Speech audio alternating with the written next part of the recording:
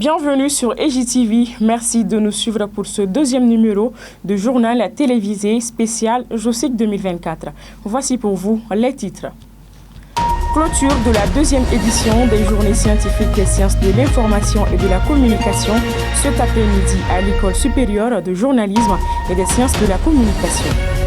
Panel sur le journalisme à l'ère des réseaux sociaux développé sous l'angle du rôle des médias en temps de conflit.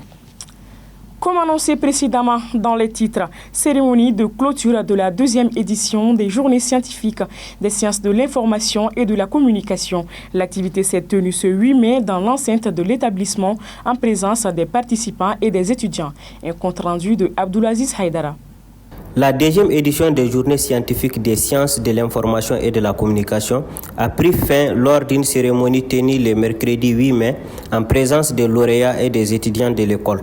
C'était l'occasion pour les rapporteurs généraux de faire le bilan des activités menées durant ces 2 jours. Pour un résumé, je dirais tout simplement que la journée a été très intéressante en termes d'échanges et de discussions parce que ça nous a permis d'aboutir à des conclusions qui pourront servir les médias et la nation tout entière. Il y a des interventions qui ont essayé de mettre l'accent sur la nécessité ou bien le rôle des médias, c'est-à-dire quant à l'apaisement du climat social. Après les bilans présentés, la cérémonie a suivi avec la remise des attestations aux récipiendaires, dont des étudiants en première année qui se sont confrontés avec des docteurs et des experts des questions traitées. C'est quelque chose qui nous forme, malgré le fait qu'on prend des cours ici, ça nous forme et à l'avenir, je pense que ça va être meilleur que ce qu'on a pu donner. C'était stressant parce qu'on avait affaire à des gens qui sont déjà dans la chose, si je peux me permettre de le dire ainsi. Donc on était un peu réticents au début, mais quand on a débuté, ça allait parce que on a vu que c'est vrai au début, ça fait un peu peur, mais quand on se lance dans la chose, ça va. Je peux dire que c'est un très grand événement scientifique. Il est à sa deuxième édition, mais je constate que ici les choses sont très très bien organisées. Nous partons d'ici avec de très bonnes impressions du fait de la manière dont les travaux ont été organisés, aussi bien dans les salles, aussi bien sur le plan scientifique qu'en dehors des salles où nous avons fait nos exposés. Je salue tout particulièrement la nature, la qualité, le sérieux du travail présenté par des étudiants qui certains sont encore en première année de licence et qui ont su mêler leur voix à celle de personnes hautement gradées, qualifiées, docteurs en sciences de la communication, professeurs même. Je pense que c'est une bonne pépinière que vous avez dans cet établissement. Enfin, le directeur général de l'École supérieure de journalisme a remercié les participants nationaux et internationaux d'avoir pris part à l'événement, présenté et encouragé davantage les gens à participer aux prochaines JOSIC. En période de conflit, les médias sont confrontés au choix entre le traitement patriotique de l'information et l'objectivité, un concept qui remet en cause le rôle des médias en période de conflit. Nos reporters sur la question, Awalassine Traoré et Malik Meiga. La deuxième journée des JOSIC débute par un panel axé sur les médias et conflits, un concept important qui remet en cause le rôle des médias en période de conflit. Le premier panéliste veut mettre en avant ce choix de traiter l'information de manière patriotique par les médias publics. Les médias ont signé et la charte et le code de déontologie et d'éthique. Donc, en théorie, oui, un média doit respecter ce code, mais il y a ce qu'on appelle le patriotisme.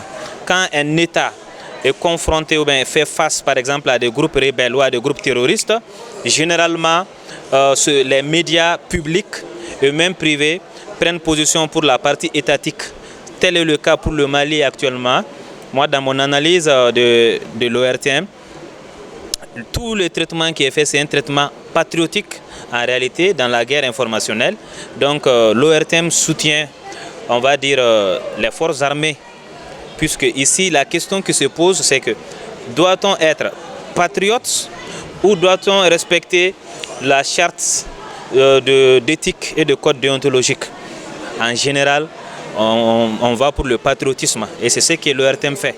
Pour les participants futurs journalistes, ces journées sont l'occasion pour eux de comprendre comment les journalistes exercent leur métier en période de crise. Je pense que ces journées organisées à l'École supérieure du journalisme et des sciences de la communication ont les raisons d'être, puisque ces journées permettront à des journalistes en flair comme nous d'avoir une idée nette sur l'univers médiatique africain en période de crise. D'hier mardi à aujourd'hui, les panélistes nous ont fait voyager dans les paysages médiatiques africains, comme notamment la crise en RDC, République démocratique du Congo, au Burkina Faso, mais aussi au Mali, ou encore ils ont fait des rappels aussi sur la crise rwandaise. Nous avons compris en fin de compte qu'autant sur les théâtres d'opération, il faut avoir des soldats braves. Dans la diplomatie, des diplomates chevronnés. Il faut aussi des journalistes compétents dans la guerre communicationnelle qui se déroule actuellement à l'échelle planétaire. Selon le docteur Aïdara, les régimes créent leur propre support de communication en temps de conflit, une manière de faire de la propagande, ce qui remet en cause les principes d'éthique et de déontologie. L'utilisation des réseaux sociaux est devenue incontournable dans le métier de journaliste. Entre surabondance des informations et désinformation, les professionnels des médias doivent faire la différence. Agaïcha Toumaïga et Almadan Sissé pour nous en dire plus. Au cours des 2e journées scientifiques des sciences de l'information et de la communication, les rapports entre journalisme et réseaux sociaux à l'ère du numérique ont été discutés.